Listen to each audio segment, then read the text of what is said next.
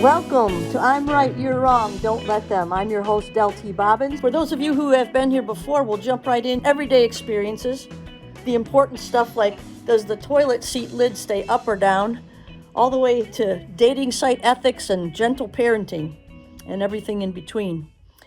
As you know, I like to start out with a prayer, and I would suggest lovingly that you would as well ask God, universe, to help you discern what's true and what resonates for you.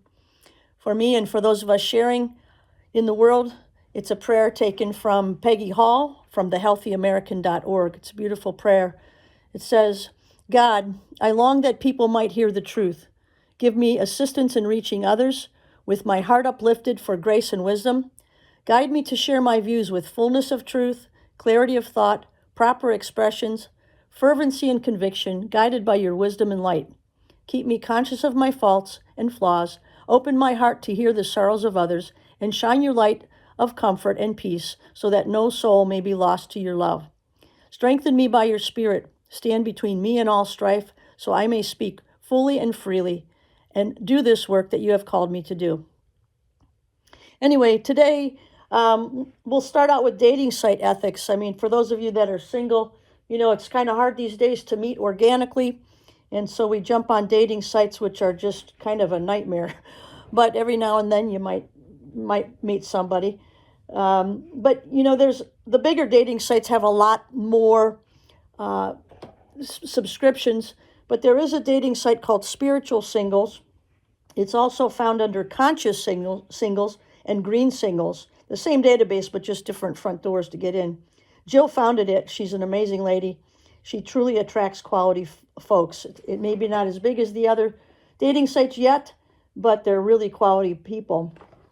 You know, when you go on the dating sites, most of them give you about 4,000 characters to express who you are and what you want. And some people only manage to say, I like football, fishing, and beer. So I don't get why they're even on a dating site to begin with then. But it takes, you know, time to write a profile. It takes courage to even get there. It takes courage to send a message if you're on there. And it's a lot of courage to even risk being ignored when you send a smile out or a message out. So when someone reaches out to you, if that's your case, don't ghost them. That's atrocious. Some of the people on there might have just lost a spouse after a long-term marriage or crawled out of a painful divorce. Some haven't flirted since rotary phones. So you might be the last person they reach out to before giving up on love. So don't ignore them. At least send a little gentle white lie if you have to. Say something like, hey, I met someone locally. I'm going to see where this goes, but I wish you all the best. You seem like a great person. For me personally, I don't care if they don't react to a smile or a message because it simply reveals their character and filters them out. But I call them out and I say, you know, for me, I don't care, but for others, you know, that might really affect them. And I go on to write a little story about what I just said to you folks. So often when that happens, I get met with usually 3 different responses. Most of the time they tell me to mind my own effing business or they just block me. But sometimes, just now and then, they say that the feedback helped. On the flip side of that, you got to remember, it's not about you. There's a quote, and I can't find the author, but it goes like this. When someone doesn't put the effort in with you, it's not about you. When someone doesn't choose to go all in on it with you, it's not about you. When they walk away from you, it's not about you. When they don't take it to the next level with you, it's not about you. Someone else not choosing you isn't a sign that you're not enough or that you're not lovable. You are enough, whether you're someone's first pick or not. Anyone who walks away from you helps you make room for someone better suited. We block our blessings when we continue to choose what is not meant for us. Choose yourself to become available to those who will commit to choosing you every day. So enough about dating sites, I guess. Good luck to everybody out there. There are some amazing love stories that are as a result of. In fact, on YouTube, if you Google Spiritual Singles, Jill, the owner of that dating site, has been interviewing success stories for couples. It's very uplifting. Anyway, just in general, we don't need a psych degree to read people. I found in my years that there's 4 ways to truly read a person. They say you can tell a lot about someone by, number 1, how they are with children. Children, and animals, of course, too, have a radar for authenticity. If someone talks down to them, dismisses them, or pats their little heads like a dog, that's a big red flag.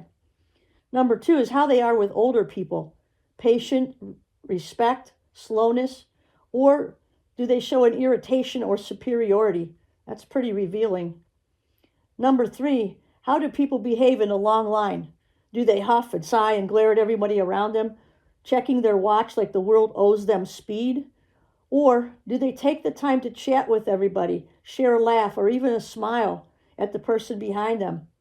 A long line can be a soul test, a small pause in life where frustration, grace, and patience are on full display.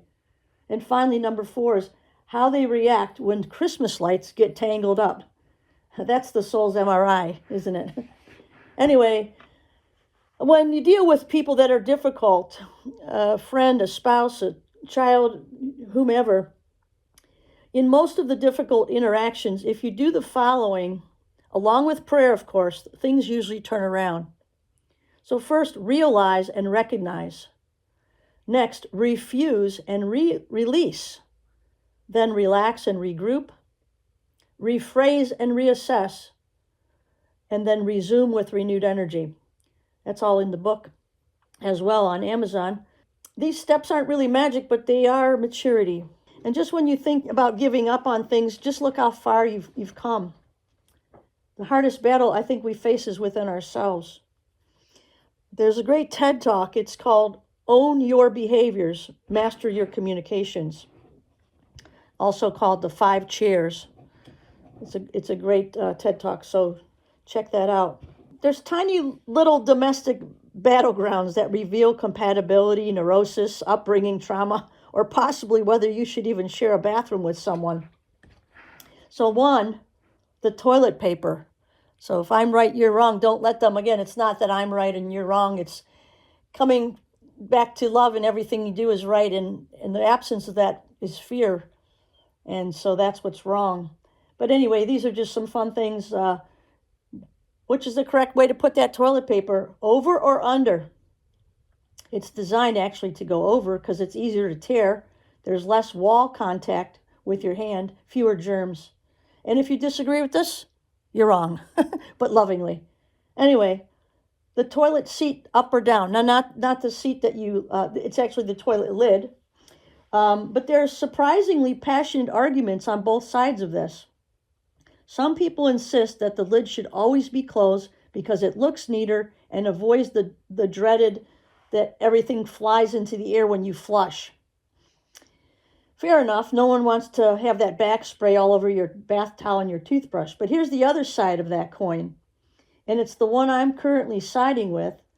But I'm open to debate here, so everybody put some comments in. The top lid, I think, should be open most of the time because it minimizes the need to touch it repeatedly. It prevents the underside of the lid from coming into contact with the place where you sit. The part that you sit on should always be down, of course, and that's a basic courtesy to women. And yeah, you're going to wash your hands anyway, so hygiene isn't really improved by extra lid lifting. But what about that back spray? If the lid is down when you flush, those germs don't magically just disappear.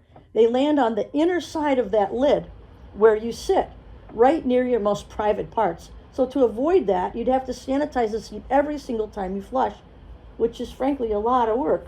So for now, I'm calling it the lesser of the 2 evils. Keep the lid open for flushing. So let's have a good debate about that one. Next, what about the bed sheets? The top sheet, is that tucked in or tucked out? If you live alone, do whatever the heck you want. If not, do it the right way, which is untucked, so you can move freely instead of cocoon wrestling at 2 o'clock in the morning. How about the people that want to squeegee the shower after each use? No way. You just relaxed and had a nice shower. Why would you want to get all sweaty again by squeegeeing the whole damn tub? Just clean your bathroom a couple times a week and stop policing water droplets. What about making your bed every day? Yes, absolutely. Even if you live alone, it affects your mood. It's been proven. Your space. And if you die unexpectedly, God forbid, your dignity. Also, declutter your crap. Don't leave a mess for someone else to clean up.